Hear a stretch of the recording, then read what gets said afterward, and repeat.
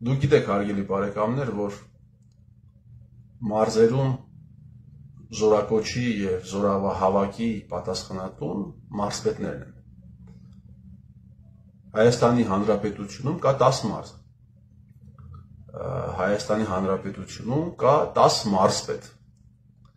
Եվ յուրաքանչյուր մարզպետը պատասխանատու է, ինչպես ասացի, ըստ օրենքի, ըստ իրավական նորմերի, տվյալ մարզում զորակոչի համար։ Շատերը նաև գնում են, ճանապարհում են նորակոչիկներին բանակ, իրենց մաղթում են բարի ծառայություն եւ այսպես շարունակ։ Հիմա Հայաստանի Հանրապետության ամորալության, այս կազմակերպության ամորալության տոտալ մորալ օրենքներից տոտալ զուրկ լինելու մակարդակը հասել է այն աստիճան, հարգելի բարեկամներ, որ Արագածոտնի մարզպետը, թիվ 1, Արագածոտնի մարզպետը Սերգեյ Մովսիսյանը, ով ծնվել է 1979 թվականին, չի ծառայել Հայաստանի Հանրապետության զինված ուժերում։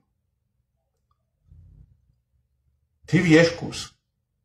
Արարատի մարզպետը Սեդրակ Թևոնյանը, ծնված 1990 թվականին, չի ծառայել Հայաստանի Հանրապետության զինված ուժերում։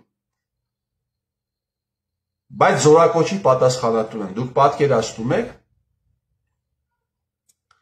թե ինչ աստիճանի ամորալ սրիկա պիտի լինի նա, ինչ աստիճան պետք է ատի պետությունը,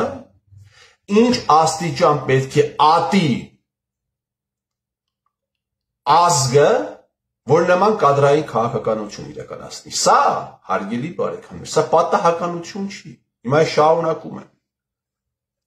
Թիվ 3, Արմավիրի մարզ, Արմավիրի մարզպետ Վահրամ Խաչատրյան, ծնված 1981 թվականին, չի ծառայել Հայաստանի զինված ուժերում։ Մենք ունենք 10 մարզ, երրորդն էր Արմավիրի մարզը։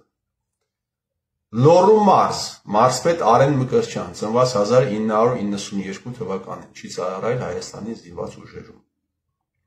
Թիվ 5, Կոտայքի մարզ, մարզպետ Ահարոն Սարգսյան, ծնված 1980 թվականին, չի ծառայել Հայաստանի զինված ուժերում։ 10 մարզ ունենք, հələ նայեք սրանց կենսագրությանը նայեք։ Բայց երբ որ ասում եմ Հայաստանի Հանրապետությունը բոզանոց է, այսինքն մորալ օրենքների զուրկ մի կազմակերպություն, որտեղ ընդհանրապես չի գործում բարոյական որևէ օրենք, ընդհանրապես չի գործում։ Կոթայքը որն էր, 1, 2, 3, 4, 5-ն էր Կոթայքը, չի ծառայել։ Ահարոն Սարգսյանը չի ծառայել զինված ուժերում, եթե նրան հարցնես, ինքը կասի կամ հիվանդ եմ եղել, կամ ինքը իր ակադեմիկ լինելու թղթերը կներկայացնի ձեզ։ Բայց որ նայում ես այս մարդկանց կերած խմած դեմքերին,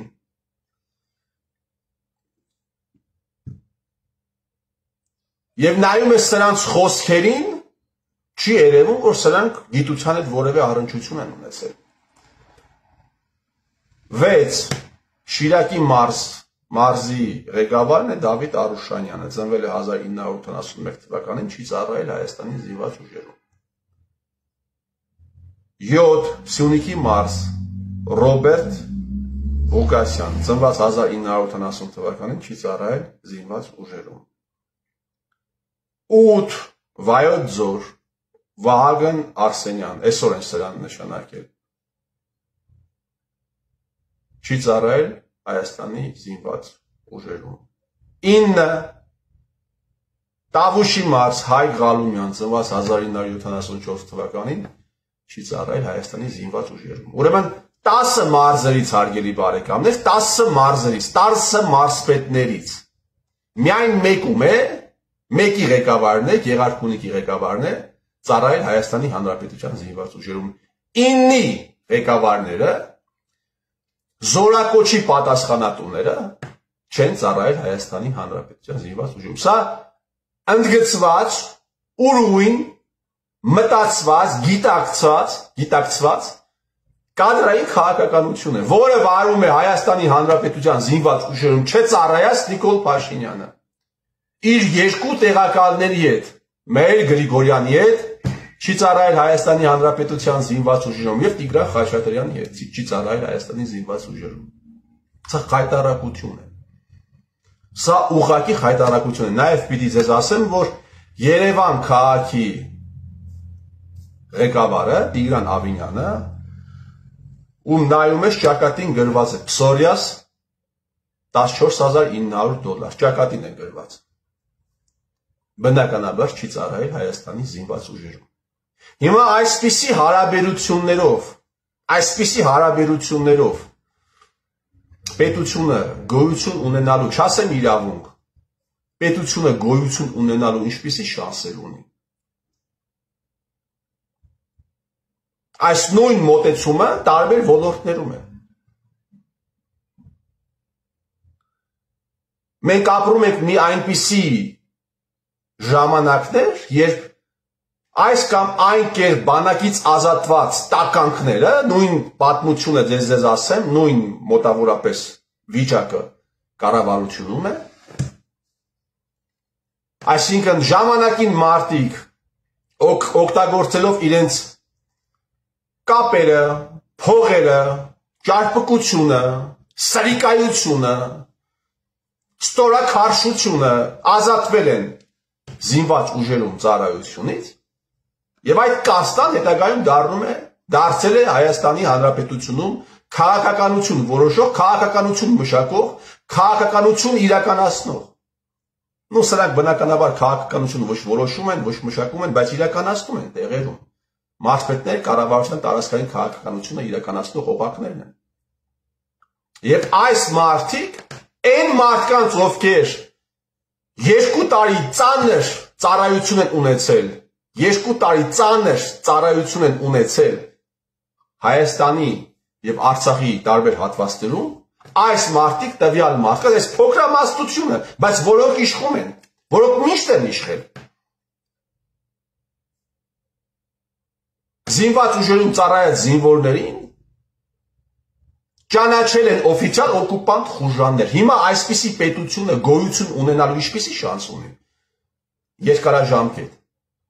ամորալ օրենքներից բացարձակապես զուրկ պետությունը ինչպիսի շանսեր ունի։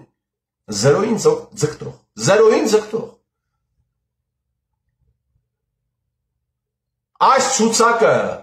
ցուցակը չկա մի պատգամավոր, то ջանդամ թեկուզ այդ լուծարված ԿՊ կուսակցությունից, կուսակետ խմբակցությունից, չկա մեկը տանի դնի դեմը, չկա մի մարդ ու տղա տանի դնի դեմը, ասի պարոն 16-րդ վարչապետ։ Սա ինչ բոզի տղություն է, ներողություն եմ խնդրում։ Պարոն 16-րդ վարչապետ, սա ինչ ղախպի տղություն է։ Դու սա անում ես մտածված, թե այդպես է ստացվում։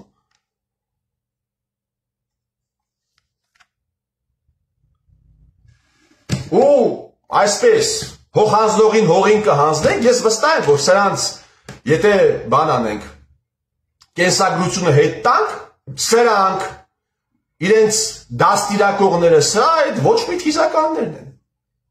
Ոչ մի թիզականների զավակներն են սրանք, հիմնականում։ Մի կողմից 2011-ից 2019 թվականներին Հայաստանի Հանրապետության զինված ուժերից ազատվել է 50,000 պատանի երիտասարդ։ Բնականաբար մեծամասնությունը, ես վստահ եմ, ստատիստիկա չունեմ, բայց մեծամասնությունը զարթուղի ճանապարհով, օրենքով ամեն ինչ բանով, թղթերով ամեն ինչ նորմալ է, բայց ճանապարհը զարթուղի։ Այս է Հայաստանի Հանրապետությունը, սրա մասին գրելու են։ Իհարկե այս անձինք չեն ազատվել Նիկոլ Փաշինյանի 16-րդ վարչապետի կառավարման տարիներին։ Սրանք նախկինների ժամանակ են ազատվել, այսպես կոչված, բայց կադրային քաղաքականությունը ոսա է վարում, նշանակումները հոսա է արել, ու չկա մի դեպուտատ, էլի եմ ասում, լավ, չկա մեկը, որ դուրս գա, ասի պարոն 16-րդ վարչապետ, թուղթը դնի դեմը, ասի սա խայտարակություն է, սա գետին մտնելու բան է։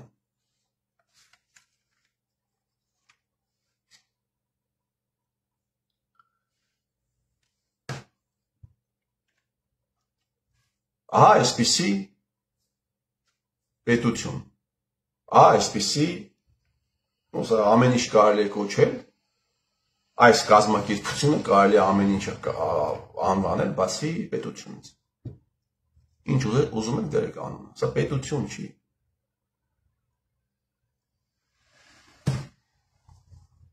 Ու այսպիսի պետությունը,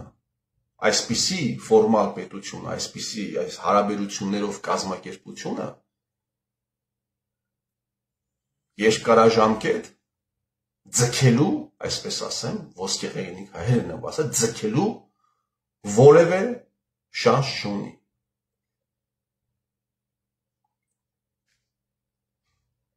Երանի են հային, ով հային կազատի հայից։ Երանի են հային, ով հային կազատի հայից։ Էդ ինչ մարդու տղա պիտի լինի նա։ Իսկ եթե այդպիսի մեկին խեղդեցին, բայց սրանք չեն թողնելու։ Թող որ հային հայի լծից ազատի օտարը։